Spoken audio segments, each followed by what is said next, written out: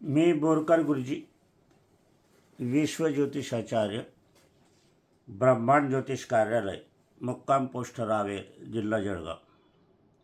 आज 15 एप्रिल 2026 सकाळचे 6:20 झालेले आहेत. सकाळचा पहाटेचा कार्यक्रम माझा संपूर्ण आटोपलेला आहे. काल खूप व्यस्तता होती. 2 दिवस 3-4 दिवस झाले. आज जो मी व्हिडिओ टाकत आहे हा आजचा विशेष महत्त्वाचा व्हिडिओ आहे. परंतु हा 2-3 दिवस अगोदर व्हिडिओ जारी झाला असता तर बरं झालं असतं.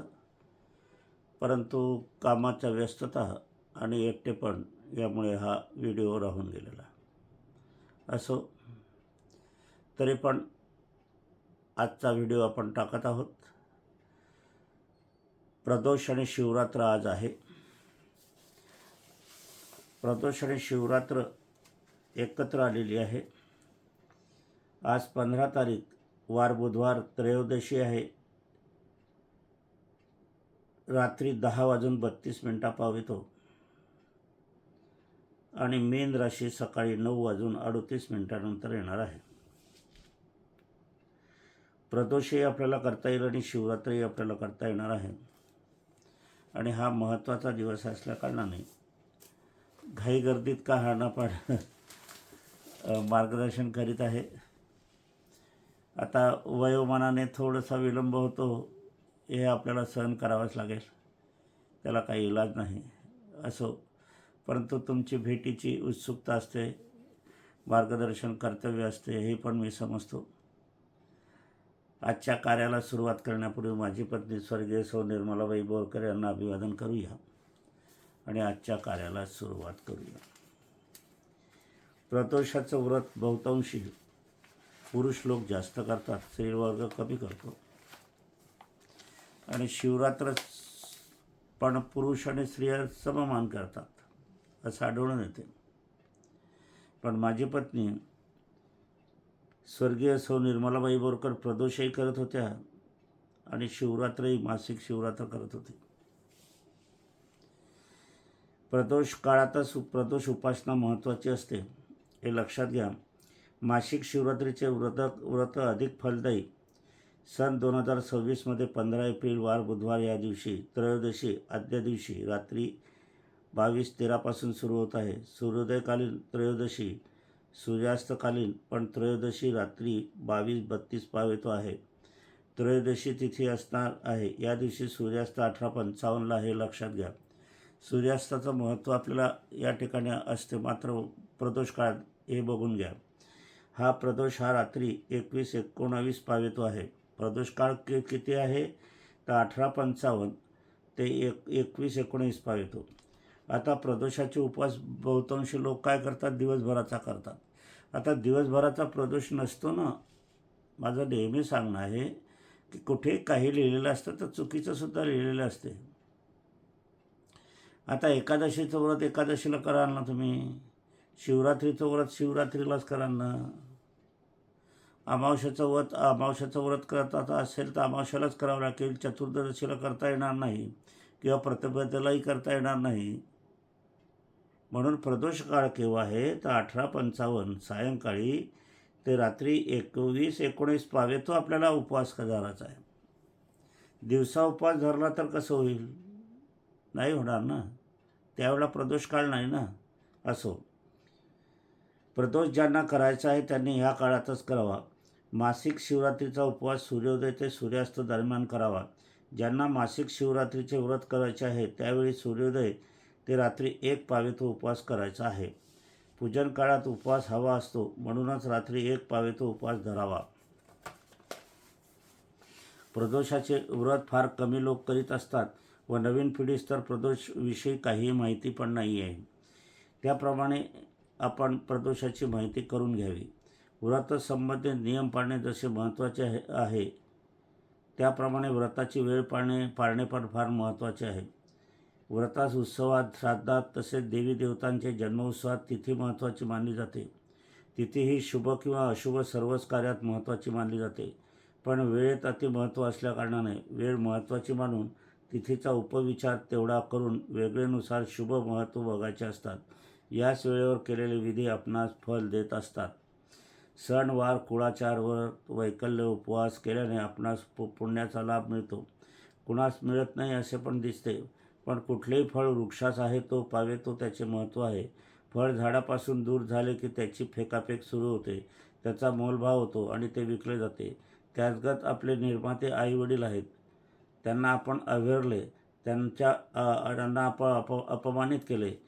त्याच फळागत आपण व आयुष्यात कितीही व्रत वैकल्य केली जीवन आयुष्यात, तर आपणास पुण्याचा लाभ हा कधीच मिळणार नाही. वृक्षाचे संरक्षण करणे म्हणजे फळं चांगले येतील.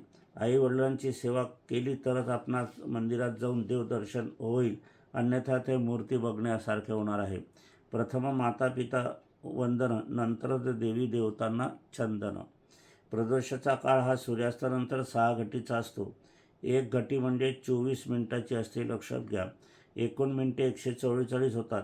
त्याचे एकूण तास केले तर 2 तास 24 मिनिटं होतात. म्हणजे 15/4/2026 म्हणजे आजचा दिवस. बरं लक्षात घ्या. सूर्यास्त 18:55 सायंकाळी आहे. म्हणजे ह्या दिवशी प्रदोष काळ रात्री 21:19 पावेतो आहे. या काळातच आपण उपवास धरायचा आहे. दिवसभरातील उपवास हा प्रदोषकालीन धरला जात नाही. याच प्रदोष काळात उपवास करून जाता आले तर शिव मंदिरात, नाहीतर घरातील शिवपूजन करून, नोकरी ठिकाणी असाल तर, प्रवास करीत असाल तर केवळ स्मरण करून ओम शिवाय शिवस्त नमो नमाय असे म्हटले तरी चालेल. ओम शिवाय शिवस्त नमो नमाय असे 11 वेळा म्हणून हात जोडून नमस्कार करा. आपणास हवे ते मागावे. मासिक शिवरात्रीचं महत्त्व मी आता सांगतो आहे. मासिक शिवरात्री ही प्रत्येक महिन्यात कृष्ण पक्षातील त्रयोदशी तिथीला येते. महाशिवरात्र ही कृष्ण पक्ष त्रयोदशीला येते.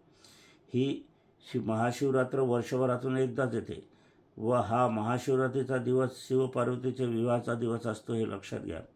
व ह्या दिवशी आपली मनोकामना पूर्ण करण्यासाठी पूजन त्रयोदशी रात्री तिथी नसताना पण करावे. मासिक शिवरात्रीचे पूजन रात्री 12 नंतरच करायचे असते. 12 नंतर ते रात्री 1 वाजेच्या आत आपल्याला पूजन आटपायचे असते.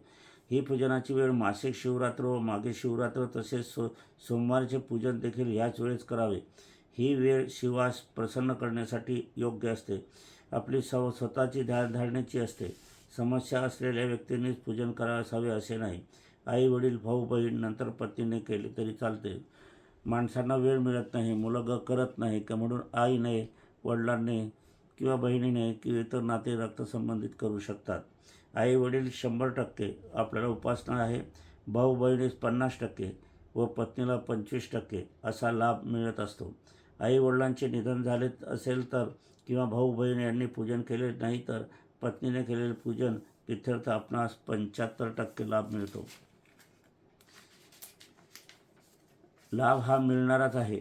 पती पत्नी दोघांनी पूजन केले तर 100% लाभ आपल्याला मिळतो. पहा, आम्ही टक्केवारीमध्ये तुम्हाला पुण्याची गणना करून देतो. म्हणजे ज्योतिषशास्त्राचा अभ्यास किती असावा लागतो. जाणकार ज्योतिषीच हे करू शकतो, हे लक्षात घ्या. या उपासनेतून आपणास मिळत असतो. सर्वात महत्त्व अधिक हे महाशिवरात्रीला आहे. श्रावण महिन्यातील शिवरात्र किंवा सोमवार या श्रावणी सोमवार म्हटले जाते. याचे महत्त्व मध्य भारतात अधिक आहे. कुठलीही त्रयोदशी, खास करून कृष्ण पक्षातील त्रयोदशी तिथी ही रात्रीकालीन नसली तरी पण शिवाचे पूजन रात्रीकालीन म्हणजे रात्री 12 ते 1 वाजेच्या दरम्यान मध्यरात्री महत्त्वाचे असते. या काळात शिवरात्र त्रयोदशी नसली तरी आपल्याला पुण्याचा लाभ मिळतो आहे. शिवांना शांतता प्रिय असते म्हणून त्यांचा रहिवास कैलास पर्वतावर असतो. आणि याचे उलट आज DJ, डफ, डमरू, झांज, लाऊडस्पीकरवरची गाणी याच शिवाची मिरवणूक काढली जाते. आणि ही अशी मिरवणूक आपण पाहतो उज्जैन क्षेत्री मी स्वतः पाहिलेली आहे. अनेक शिवतीर्थात असेच कर्कश आवाजात शिवाची पालखीची मिरवणूक काढली जाते. आश्चर्य असे की इतर जनसमूह असतो पण पुजारी मंडळी पण असते. आपल्या मनाप्रमाणे शिवाचा उत्सव साजरा करायचा का शिवाच्या मनाप्रमाणे उत्सव साजरा करायचा हा प्रश्न इथे उपस्थित होत आहे. शांतताप्रिय जर शिवाला हवी आहे तर पूजनाच्या वेळेलाही शांतता बाळगणे, मिरवणुकीच्या वेळेलाही शांतता बाळगणे हे महत्त्वाचं आहे. अशा ठिकाणी जिथे कर्कश आवाज आहे तिथे शिव राहणार नाही. शिवाचे अस्तित्व पण असणार नाही. देवीदेवताचे सणवार, उत्सव, व्रत, वैकल्य, संस्कृती ही नियमानुसार व्हायला हवी. पुण्यप्राप्तीसाठी करतात आणि शुभत्वाची भागीदारी आपण कळत न कळत होत असतो. आपल्या मनात शंका उत्पन्न होईल की कृष्ण पक्षातील अथवा महाशिवरात्र किंवा श्रावणी सोमवार शिवरात्रीचे पूजन दर्शन अधिकरित्या दिवसभरात घेतले जात असते आणि आम्ही तुम्हाला सांगत आहोत की रात्री ते मध्यरात्रीच्या शिवपूजनात करायला जात आहे. रात्री 12 ते 1च्या दरम्यानच शिवपूजन करायला हवे. आपणच बघावे. शिवदिवस शब्द असा आता या ठिकाणी शिवदिवस असा शब्द नाही आहे. शिवरात्री म्हणजे शिवाची रात्र, म्हणजे रात्र महत्त्वाची आहे. त्या शब्दातलाच अर्थ आपण पाहायला हवा. ह्यातच आपणास शिवाला रात्र प्रिय असते. यावेळेस शांतता असते. शिव शांतताप्रिय आहे. रात्री 12 ते रात्री 1च्या दरम्यान शिवजागृतीचा काळ असतो. म्हणून यावेळेस शिवाचे पूजन अर्चन केले आपणा फळप्राप्ती होत असते. माझ्या मते तर या काळात सुद्धा शिवमंदिर उघडं ठेवायला हवे. कृष्ण पक्षातील त्रयोदशी व पुढे चतुर्दशी नंतर अमावस्या काळ ह्या चंद्रमावर शिवाचे नियंत्रण असते. म्हणून पूजन अर्चन करताना मन विचलित होत नाही, एकाग्र होत असते. आपण पूजामार्फत शिवशंकरांनी जोडले जात असतो. आपण पूर्णपणे रात्री 12 ते 1 पावेतो. अखंडपणे 1 तास पूजन करावे. आपणास प्रथम मासिक शिवरात्रपासून शिवाशी जुळत गेल्याचा अनुभव आपोआप येणार आहे. श्रावण महिन्यातील कृष्ण त्रयोदशी चतुर्दशी यात शिव वैराग्य धारण करीत असतो, हे लक्षात घ्यावे. श्रावण मासातील प्रत्येक सोमवारी शिव हा संसारी रूपात असतो. म्हणून स्त्रिया श्रावण सोमवारचे व्रत अधिक करीत असतात. या व्रतास पतीला अधिक आयुष्य लाभत असतो. अविवाहितांचे विवाह होत असतात. घरातील वाद संपुष्टात येतात. ज्यांना संतती नाही त्यांना संततीचा लाभ पण होत असतो. श्रावण सोमवार दिवशी महादेवाचे पूजन करून पुढील शनिवारी शिवदर्शन नंतर शनिदर्शन घ्यावे. हा शिवस्वरूपात असल्यामुळे हा पुढील मंत्र आपण जाप करावा. ओम शिवाय, ओम पार्वतेय, ओम अशोकसुंदरीय, ओम कार्तिकेय, ओम गणेशाय, नमो नमाय, ओम हरे शिवपंचतानय, नमो शिवाय असा हा मंत्र जाप आहे. पुन्हा म्हणतो ओम शिवाय, ओम पार्वतेय, ओम अशोकसुंदरीय ही शिवाची मुलगी आहे. ओम कार्तिकेय, ओम गणेशाय, नमो नमाय, ओम हरे शिवपंचतनाय, नमो शिवाय असा हा मंत्र जाप आपण या काळात रात्रीच्या काळात करू शकतात. रात्री 12 ते 1च्या सुमारास तासभर मंत्रजाप करावा. ही उपासना फक्त श्रावण मासासाठी आहे. मासिक शिवरात्रीची उपासना ही नाही. मासिक शिवरात्रीची उपासना मी आता देतो आहे. त्रयोदशी तिथी कामदेवाची व चतुर्थ तिथी ही शिवाची. यामुळे ज्यांच्यामध्ये हार्मोनची कमजोरी आहे, पौरुषत्व कमी आहे, विवाह होऊन 3 वर्ष 4 वर्ष झाली आहे, अपत्यप्राप्ती नाही आहे, अशा दाम्पत्याने मासिक शिवरात्रीचे व्रत अवश्य करावे. यात मात्र पूर्ण 12 महिन्याचे व्रतस्थ संन्यस्त राहावे लागते व 13 महिन्यातील म्हणजे 12 महिन्यात संन्यस्त संसार अजिबात करायचा नाही. ब्रह्मचार्याचं पालन करायचं. 13 महिन्यात झाले की कृष्ण त्रयोदशी व चतुर्दशी नंतर जी पाळी आली तर 13व्या दिवशी कामदेव असल्यामुळे त्या दिवशी संसार करावा. पाहून घ्या, या ठिकाणी 13 महिन्यातील कृष्ण त्रयोदशी व चतुर्दशी नंतर पाळी आली मासिक पाळी बाईला की 13व्या दिवशी कामदेव असतो आणि या कामदेवाचा लाभ घेण्यासाठी त्या दिवशी आपण संसार करावा. 3 दिवस सतत रात्री 12 ते 1च्या दरम्यान आपण संसार करावा. महादेवाची पिंड पांढरे मार्बलची घ्यावी. लाकडी चौरंगावर पांढरे वस्त्र, यावर तांदूळ 2 वाटी, त्यावर महादेव मूर्ती ठेवावी. यावर पत्नीने बेलाचे पान व पतीने पिंपळाचे पान हाती घेऊन मंत्र म्हणायचा आहे. पुनश्च हे सांगतो मी तुम्हाला.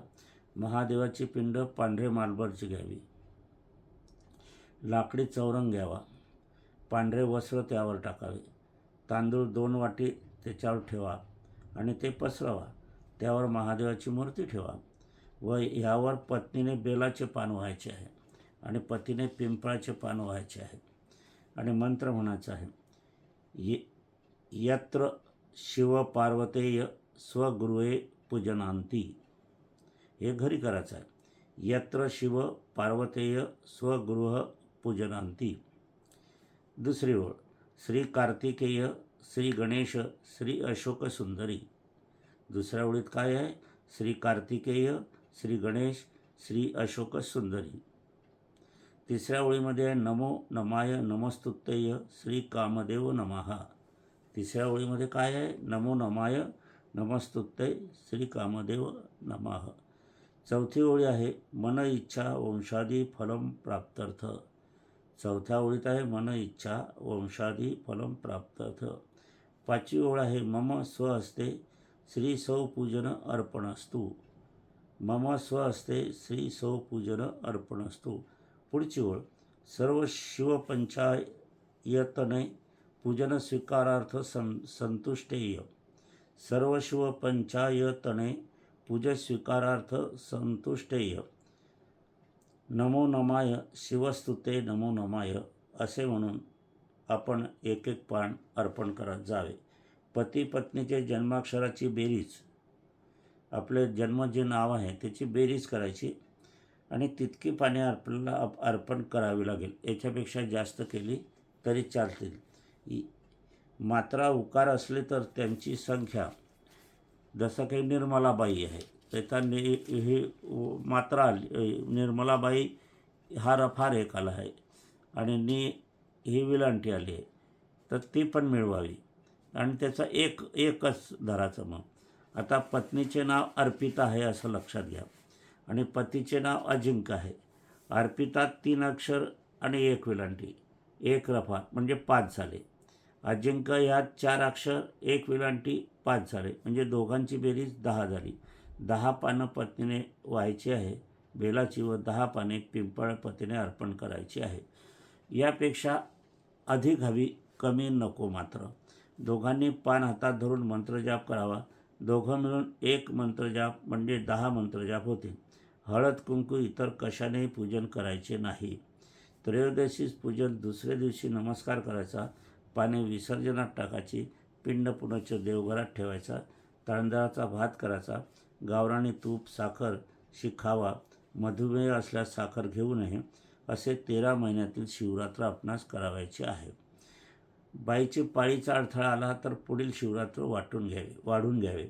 दिनांक 15 जानेवारी सकाळपासून रात्री 22-23 पावेतो मंदिरात महादेवाच्या दर्शनात ज्यांना शिवरात्रीचे व्रत केले त्यांनी जाऊ शकतात.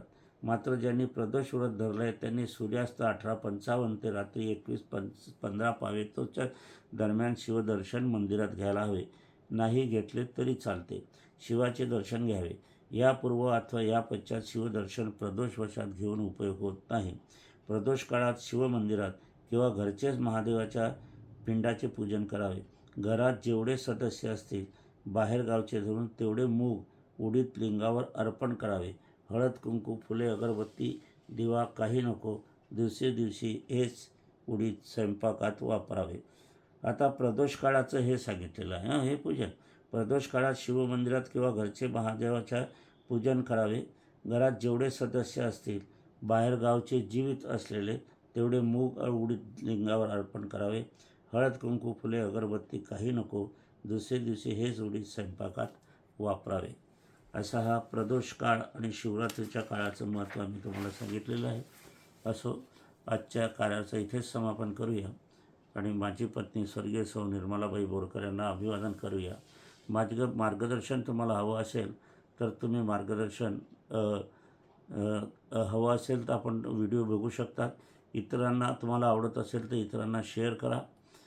तेजीमंदी जी सोने चांदीची, गव्हाची, कपाशीची, मसाल्याच्या पदार्थाची, मिरचीची जे काही असते बाजारात आणि जे काही ज्योतिषशास्त्राच्या माध्यमातून येईल त्याचं तेजीमंदीचं भविष्य आम्ही देण्याचा प्रयत्न करत असतो. ज्यांना खाजगीरित्या भविष्य हवं असेल त्यांनी मात्र आमच्याशी संपर्क साधावा. 98-500-1555-8 हा माझा मोबाईल नंबर आणि व्हॉट्सअप नंबर आहे.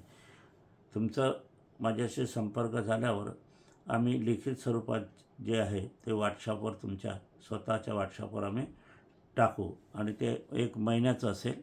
आता माझ्याकडे मे महिन्याचे जवळजवळ 30 ते 40 लोक आहे. त्या 8 दिवसामध्ये मी अभ्यास करून ते भविष्य त्यांच्या व्हॉट्सअपवर टाकणार आहे. तेजीमंदीचं भविष्य 1 महिन्यापुरतं. ज्यांना अधिक हवं असेल त्यांना आम्ही तसं देण्याचा प्रयत्न पण करू, त्याबद्दल वाद नाही. आणि माझं मार्गदर्शन तुम्हाला प्रत्यक्ष हवं असते तर तुम्ही मोबाईल करून अगोदर यावं, कारण प्रत्यक्ष मार्गदर्शन येणं हे फार महत्त्वाचं आहे. त्यावेळेस तुमच्या ह्या पत्रिकेत समस्येबद्दल काही वस्तू लागल्यास, काही यंत्रसिद्धी लागल्यास किंवा काही इतर साहित्य लागल्यास आम्ही ते आमच्या कार्यालयात जे मार्गदर्शन घेतात त्यांनाच आम्ही विनामूल्य देत असो. आणि 3 यंत्रसिद्धी आम्ही वाटप सुरू झालेली आहे. पण काहींच्या तक्रारी येऊन राहिलेल्या आहे की यंत्रसिद्धी मिळत नाही, त्यांनी महिनाभर वाट पाहावी आणि नंतर पुनश्च आम्हाला कळवावं, आम्ही यंत्रसिद्धी जरूर पाठवू. असो, माझी पत्नी स्वर्गीय सौ निर्मलाबाई बोरकर यांना अभिवादन करूया. शिवरात्रीचा दिवस म्हणजे हा खास स्वर्गीयांचा दिवस आहे. ज्या स्त्रिया सौभाग्यवतीचं निधन जातात आणि स्वर्गवासी होतात त्यांचं पूजन अर्चन करणं फार महत्त्वाचं ठरत असते. असो, कारण सौभाग्यवतीची इच्छा, सौभाग्यवतीचं मरण हे अत्यंत पुण्यप्रद समजलं जाते. हिंदी संस्कृतीमध्ये माझ्या घराण्यामध्ये 8 पिढ्यामध्ये विधवा योग होता आणि हीच फक्त सौभाग्यवती गेली आहे. असो, आता एक नवीन अभ्यास सुरू केलेला आहे. हा तेजीबंदीचा तर झाला आपला. तर पती आणि पत्नी याच्यामध्ये कोण अगोदर जाईल, कोणाचा मृत्यू होईल, कोणाचं मरण होईल हे पाहणं महत्त्वाचं आहे. कारण माझी पत्नी गेल्याने मी कसं दुःख भोगतो आहे. मला एका अधिकाऱ्याने सांगितलं, हे तुमची जन्मठेप आहे म्हणे, तुमची जेल झाली आहे तुमचं ही. म्हटलं दादा जेल बरी, कारण त्या जेलामध्ये एका खोलीमध्ये अनेक चोर तरी असतात, बोलता येते, संभाषण करता येते, तू कुठला मी कुठला असे संवाद भाष्य करता आपल्याला येते, बोलायला चालायला तिथे असते. इथे तर ते पण नसते. म्हटलं अशी विचित्र परिस्थिती अनुभवणं कठीण असते. जगणं नाही आहे, हे जीवन कंठ काढणे आहे, एवढं मात्र अत्यंत दुःखद आहे. म्हणून मला सर्व पतीपतींना सांगायचं आहे की तुम्ही अगदी एक जीव व्हा. वाद गीत भांडण अजिबात करू नका, कारण पुढचा काळ अत्यंत कठीण स्वरूपाचा आहे, तो मी भोगतो आहे. आम्ही अगदी अत्यंत एक दिलाने राहिलो तरी अपूर्णता वाटते. असो, पुनश्च माझी पत्नी स्वर्गीय निर्मलाबाई बोरकर यांना अभिवादन करूया. आजच्या कार्याला समापन करूया.